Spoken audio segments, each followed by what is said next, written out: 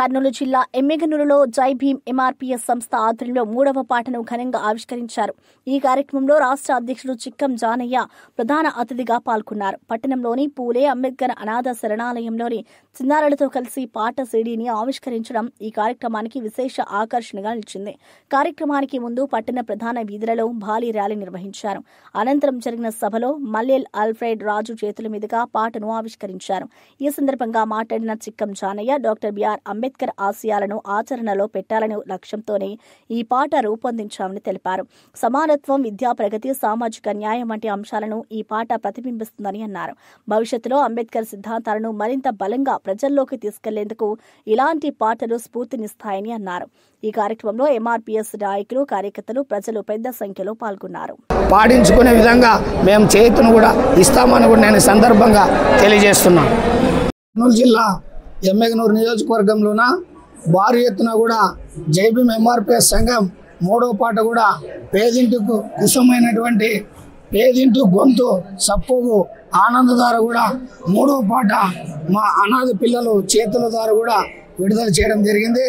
నిజంగా ఈ పాట చాలామంది పాలకులు అదేవిధంగా ఆధిపత్య కులాలు పాటించుకుంటున్నారు. కానీ ఈరోజు జై భీమ్ ఎంఆర్పీఎస్ సంఘం కూడా పాటించుకుంటుందంటే అంబేద్కర్ చదివి అంబేద్కర్ రచించినటువంటి రాజ్యాంగం ద్వారా ఈరోజు కుల వివక్షత, అంటరానితనం పోతుందనే ఉద్దేశంతోనే ఈరోజు మేము కూడా ఇంత ఘనంగా కూడా ఈ 3వ పాట కూడా మా సంఘం మీద కూడా పాటించుకోవడం కూడా జరిగింది. నిజంగా ఆ సాంగ్ చూస్తే సూపర్ డూపర్ హిట్ అయిపోతుందని కూడా నేను ఈ సందర్భంగా తెలియజేస్తున్నా. నిజంగా చెప్పాలంటే మనోవాదానికి గుండెల్లో వణుకు పుట్టే విధంగా మా పేదింటి గొంతు కూడా వినపడడం జరిగింది.